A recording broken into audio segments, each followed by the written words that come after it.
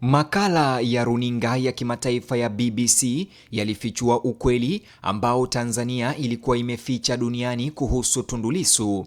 Samia Suluhu sasa akasirishwa na kujibu makala hayo ya BBC yaliyofichua ukweli kuhusu jinsi Tundu Lissu anavyoteswa nchini Tanzania.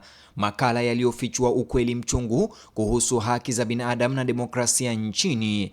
Samia Suluhu kupitia msemaji wa Ikulu Jason Msigwa sasa wanajifanya kusikitishwa na makala ya BBC kuhusu Tundu Lissu. Samia anadai kuwa makala hayo ya BBC yaliegemea upande mmoja zaidi, kupendelea Tundu Lissu bila kusikiliza upande wa serikali. Samia kupitia msemaji wa Ikulu anadai kuwa makala hayo ya BBC yamebeba maudhui ya upotoshaji, maudhui ya uongo yaliyokosa usahihi thabiti, yenye upungufu wa taarifa muhimu na yenye mwelekeo wa kuichafulia serikali ya CCM jina na kuichafulia heshima Tanzania kimataifa.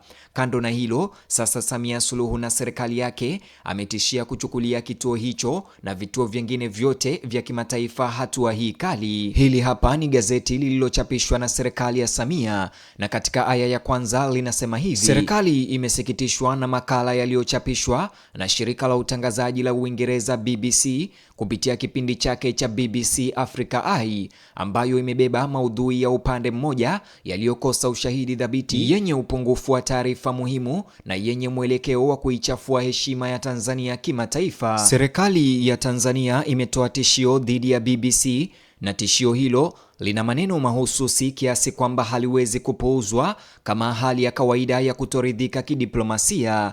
Katibu Mkuu wa Wizara ya Habari, Utamaduni, Sanaa na Michezo, Jason Msigwa, leo ametoa taarifa rasmi kwa umma akijibu makala ya video yani documentary ya BBC Africa Eye iliyochapishwa tarehe 13 Julai mwaka huu kuhusu Tundu Antipas Lissu, ikielezea safari yake ya kisiasa, mateso, harakati zake, jaribio la mauaji la mwaka wa 2017, kurejea kwake Tanzania, kukamatwa kwake hatimaye na kesi ya uhaini inayomkabili gerezani. Majibu ya serikali hayakugusia hata ukweli mmoja uliomo kwenye makala hayo. Badala yake ilitishia kuchukua hatua dhidi ya kituo hicho cha kimataifa. Jason Msigwa alisema serikali imezingatia kwa uzito mwelekeo wa maudhui ya taarifa za BBC dhidi ya Tanzania, inafanya tathmini ya kina ya makala hayo na itachukua hatua madhubuti kulinda mamlaka, heshima na usalama wa nchi dhidi ya mashambulizi yanayofanywa kupitia vyombo vya habari na mitandao ya kijamii. Alisisitiza kuwa hatua hizo zitachukuliwa mara tu tathmini hiyo itakapokamilika. Katika gazeti hilo la serikali au chapisho lao, katika aya ya 3 na ya 4 kama unavyotazama nikikusomea, aliandika hivi: kufuatia upungufu huu wa kiweledi ambao haukupaswa na hautegemewi kufanywa na chombo cha habari kinachotarajiwa kuwa na heshima kama BBC, serikali ya Tanzania inachukulia kwa uzito mwelekeo wa maudhui ya BBC dhidi ya Tanzania na inafanya tathmini ya kina ya mamlaka hiyo. Mara tathmini hiyo itakapokamilika, serikali itachukua hatua zenye lengo la kulinda uhuru, heshima na usalama wa nchi dhidi ya mashambulizi ambayo yanafanywa kupitia vyombo vya habari na mitandao ya kijamii, ikiwa ni pamoja na kutoa ufafanuzi wa upotoshaji na uchochezi wa makusudi uliojitokeza katika makala ya BBC. Lugha hii katika chapisho hili: hatua madhubuti, mamlaka, heshima, usalama, mashambulizi, si lugha ya serikali inayowasilisha malalamiko yenye msingi wa kweli kwa shirika la habari. Ni lugha ya serikali inayochukulia uandishi wa habari kama tishio kwa usalama wa taifa au tishio la kuchafulia jina Tanzania. Na inakuja wakati ambapo Tanzania tayari inashughulikia muda wa mwisho wa siku 30 uliowekwa na Jumuiya ya Madola Tundu Lissu aachiliwe huru. Inakuja wakati hukumu ya kesi ya uhaini ambayo haijatangazwa, na inakuja wakati mgogoro wa kisiasa ambao sasa umevutia majibu rasmi kutoka Seneti ya Marekani, Bunge la Ulaya na Umoja wa Mataifa duniani. Makala ya BBC Africa Eye kuhusu Tundu Lissu ilielezea kwa kina safari ya kisiasa ya Lissu, historia yake ya harakati, kampeni zake za kisiasa, kilichotokea Dodoma mnamo Septemba mwaka wa 2017 ambapo risasi 16 hazikufanikiwa kumuua Tundu Lissu, kurejea kwake Tanzania mwaka wa 2023 akiwa na matumaini ya kuchangia katika mazungumzo ya kisiasa au hata kuwania urais, kukamatwa kwake mwezi wa Aprili mwaka uliopita iliyopita na kesi ya uhaini iliyomfanya akae gerezani Ukonga kwa zaidi ya miezi 14. BBC iliwahoji watu mbalimbali kwa ajili ya makala hayo: wanasiasa, wanaharakati na watu walio karibu na matukio yanayomhusu Tundu Lissu, huku pia ikichunguza mazingira mapana ya kisiasa nchini Tanzania.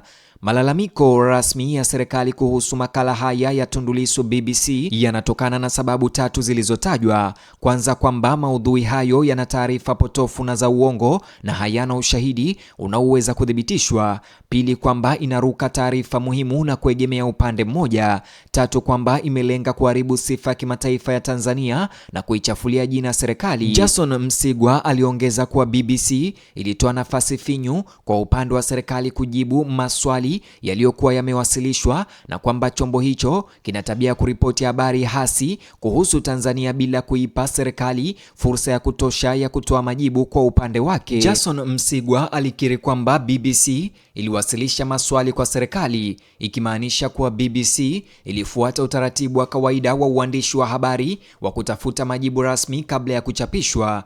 Malalamiko ya serikali si kwamba BBC ilishindwa kuwafikia, bali kwamba iliipa kile ambacho serikali ya Samia inaona hakitoshi kwa majibu iliyotoa.